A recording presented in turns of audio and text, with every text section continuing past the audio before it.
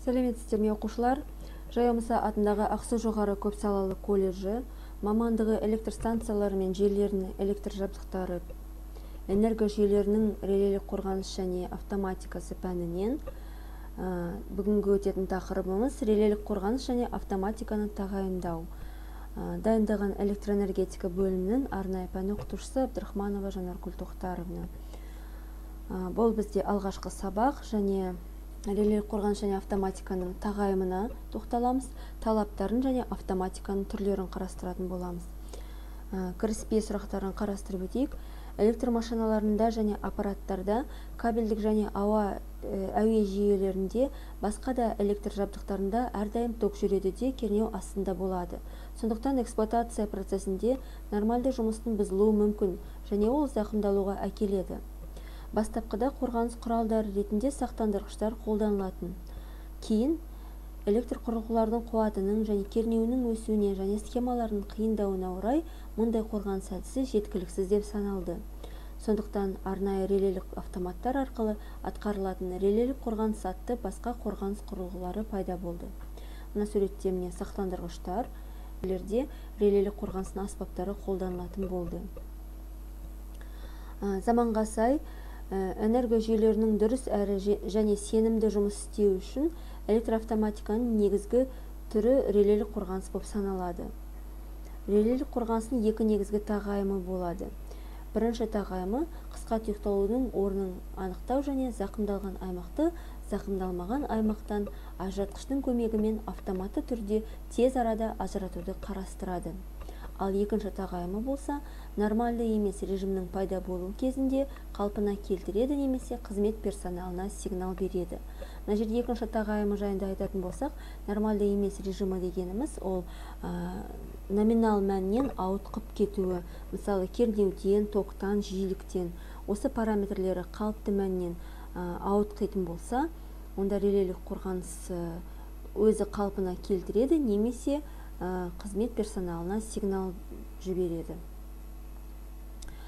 Релелік қорғанысқа қойылатын 4 талап болады. Олар іріктемелік, шапшаңдық және сезгіштік сенімділік. Әр қайсысына жеке тоқталатын боламыз. Мысалы, іріктемелік қорғаныс өз аймағындағы ажыратқыш арқылы тек зақымдалған аймақты қысқа тұйықталудан ажырату мүмкіндігі. Ол дегеніміз, мысалы, екі аймақтың арасында мысал келтіріп тұрмыз. Негізі қорғалатын аймақтар өте көп энерго жүйеде, бірақ міне А және Б және В деп екі аймақты алып тұрмыз. Әрбір аймақта қорғалатын бізде әуе желісі болып саналып тұр.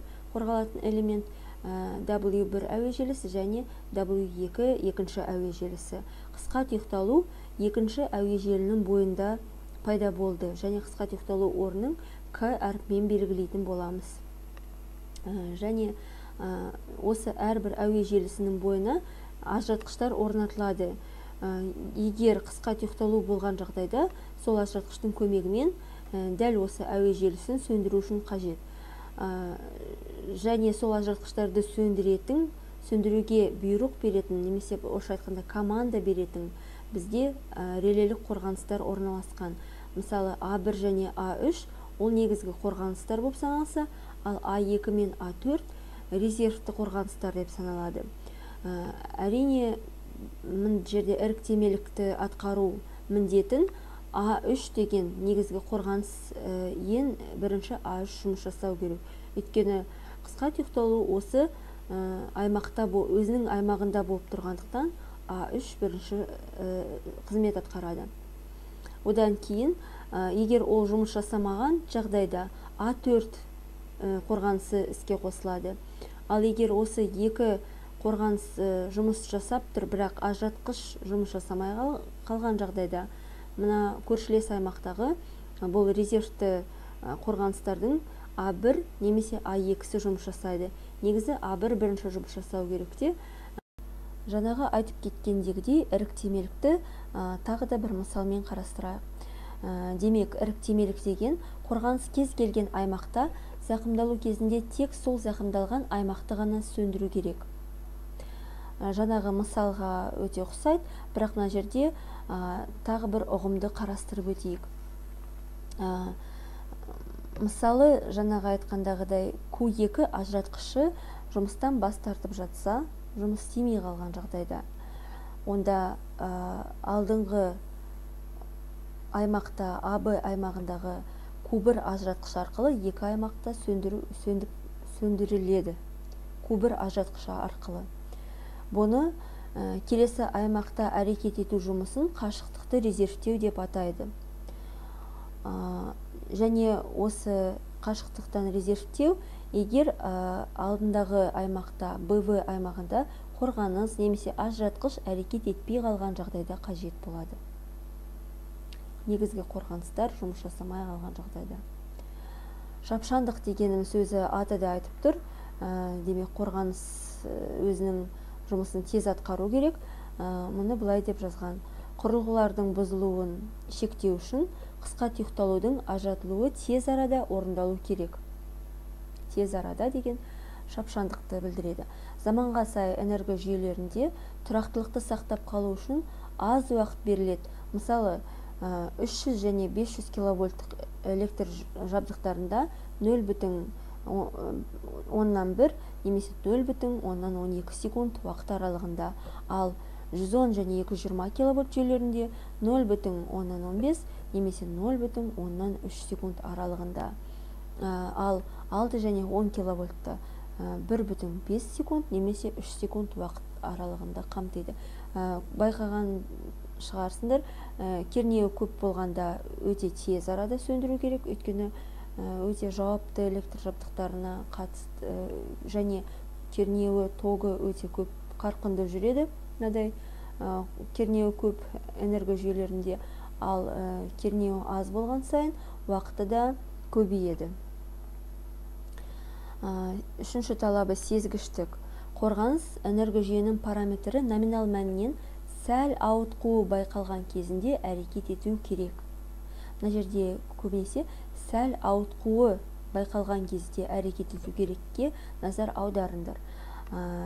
Демек, энерго жүйенің параметріне ток, кернеу, жиілік дегендер жатқызамыз, және олар үнемі кезекші персоналдың бақылауында болады екен. Сезгіштік. Сезгіштік коэффициенті КЧ немесе КС деп белгілеуге болады. КЧ дегеніміз коэффициент чувствительности, орысша оқулықтарда АКС дегеніміз коэффициент сезгіштігі. Қорғаныс берілген аймақта зақымдалу кезінде әрекет жасау үшін ол кейбір сезгіштікке ие болу керек. Сезгіштікті коэффициент сезгіштігі арқылы сипаттайды және келесі формуламен есептейміз. К тең ИК минимал бөлінген ISZ. Мына ішіндегі ИК минимал минималды қысқа тұйықталу тогы, ал ISZ қорғаныстың әрекет ету тогы. СЗ деп тұрғанымыз орыс тіліндегі әдебиетте ток срабатывания защиты деп аталады. Сондықтан ISZ деп жазылады. Әдетте қорғаныс түріне байланысты есептеу кезінде сезгіштік коэффициенті 1,5 немесе 2-ден артық болып жатса, қорғаныстың сезгіштігі қамтамасыздандырылған деп саналады. Есептеу барысында анықталатын коэффициент. Сенімділік дегеніміз ол релелік қорғаныстың талабы. Қорғаныс берілген аймақ арасында қысқа тұйықталу кезінде еш бас тартусыз, орысша безотказно дейді, әрекет етуі керек және қорғаныс қарастырылмаған режимде жұмыс істемеу керек. Автоматиканың маңызына тоқталатын болсақ, заманға сай электр жүйелерінде релелік қорғаныс автоматикасымен тығыз байланысқан екен. Релелік қорғаныс пен автоматика демек тығыз байланысқан. Ол тез арада автоматикалармен нормальды режимді қалыптастыруға және тұтынушыларды энергиямен қамтамасыз етуге арналған. Релелік қорғаныс автоматикалардың түрлеріне негізгі 3 түрін қарастыруға болады.